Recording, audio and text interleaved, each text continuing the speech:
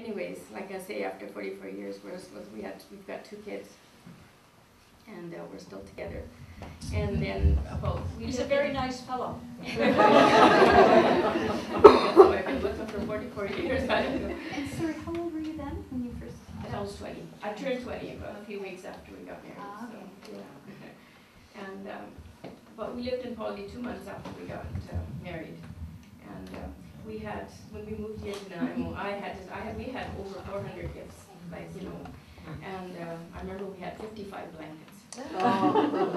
Yeah, 55 blankets. I remember we gave 17 of them to, I think it was Stedman or McLeod it was called, in the Northbrook at that time. Oh, yeah. And, yeah, we got our first TV. We took the 17 blankets out. We got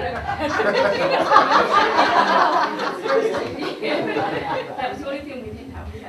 We had table chairs. Actually, we had 2 sets. One 5-piece set and one 6-piece set. You know, the table. We had 3 coffee tables, and they're all really nice. Stove and washer. I didn't have to really get anything. I wouldn't believe how many toasters I had. And candle holders.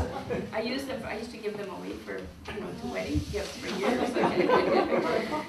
So, but anyways, when we moved to Nanaimo, there was nothing here. Like, there was no temple, and there was no mall down, of course, where Northbrook Mall, Harbor Park is now. There was nothing there.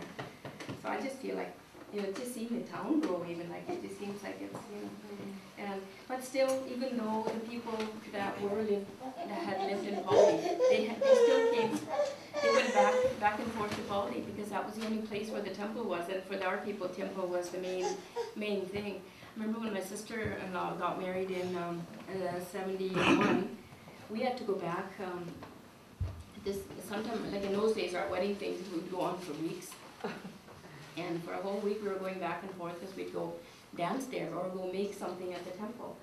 So like the sweets and everything. I remember coming back one night I was so tired. I remember I turned this road here.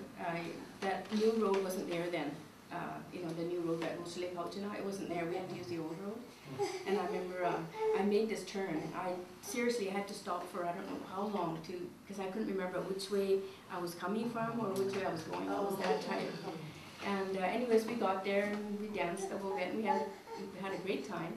But coming back again, we were just going that straight stretch down by that Dairyland farm there, just that straight stretch just before Ladysmith there. I was coming there. I think I must have been serving something awful because my brother-in-law and they were all there too in Polly, and they passed me. And when we got home, they were saying, you know, there was this guy must have been drinking really bad. We passed this guy, and he was just swerving all over the road. And I had seen them pass me, so I knew that it was them. And I said, it wasn't a drunk, it was me. I said, you know, yeah, that's how tired we used to get. So finally in '74 is when they made the temple here. And there used to be a store like Mr. Brewster's store on the corner of like on Commercial. I don't know, some of you might remember that. The Brewster's fabric store. Yeah, fabric store. Yeah. Anyways, all the ladies would go. He was really nice to everybody. He'd give something that was really expensive. He'd give them to them really cheap. And this one lady she still lives here on Princess Street, I think. I remember he used to always give her really good deals. So my grandmother went with us once.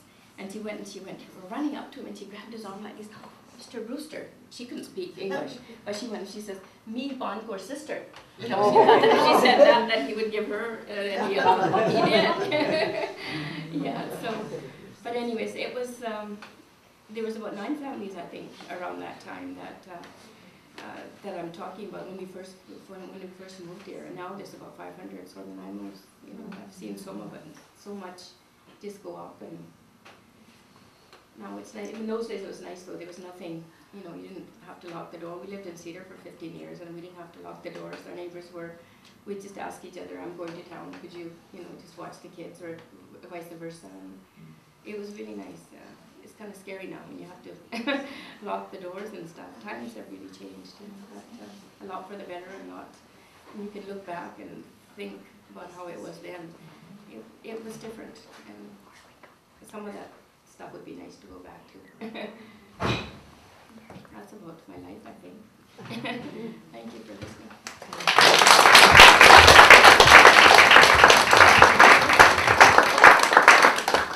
So are there any questions for Kate? Yes. You live near Hill 60? Hill 60 is not too far from there. Yeah. We used to go up Rock County for our road and Oh, is that right? Yeah. This new road now, it takes, I think it's about 10 maybe 15 miles out. If you're going to Lake Elgin, I know we used to have to go through Paul. did you have to? Yeah, there's an airport there and everything there. So whenever my uncle that owned the thing, you know, he used to have an airplane. He had two actually, and his brother-in-law had one. So we'd always go to Vancouver in the plane instead of coming from there. The airport's there now, but if you guys ever go, it's all broken. I mean, everything's changed. Like all the houses are burnt down. Only they live out there. There's hardly anybody. And there's a few people that rent out there, but the temple's still there. So when they have a service, we still go there once in a while. And people from Lake Elgin and Duncan share. And it's still pretty, still home. Like no matter, you can still feel, oh, this was my house, this was my aunt's, you know, like that. So you kind of know, even though there's nothing there, you know it yourself inside. But yeah, they've got their own crematorium there, just about 3 miles out on the old Duncan Road. As you go to Duncan on the old road there, and it's the kind that it's not a gas one. It's like they did in India with wood. You know, so. But they still use that. A lot of people don't want to come to the Cedar, so they just use their own. It was like your own little community type. No, I have a question. Who was it that said that the men had to get their hair cut, and what was the consequence if they didn't? In those days, I think most of the ones that had their hair cut weren't baptized anyways. Like now, I don't think they even knew then. Like now. Who said they had to have it cut? They just went and that lady somebody would take, like Mr. Mayo or something, like, you know, Virginia Mayo. He'd just take them there, and they wouldn't even ask. Like, it wasn't that they had to. They didn't know how to say no to those guys.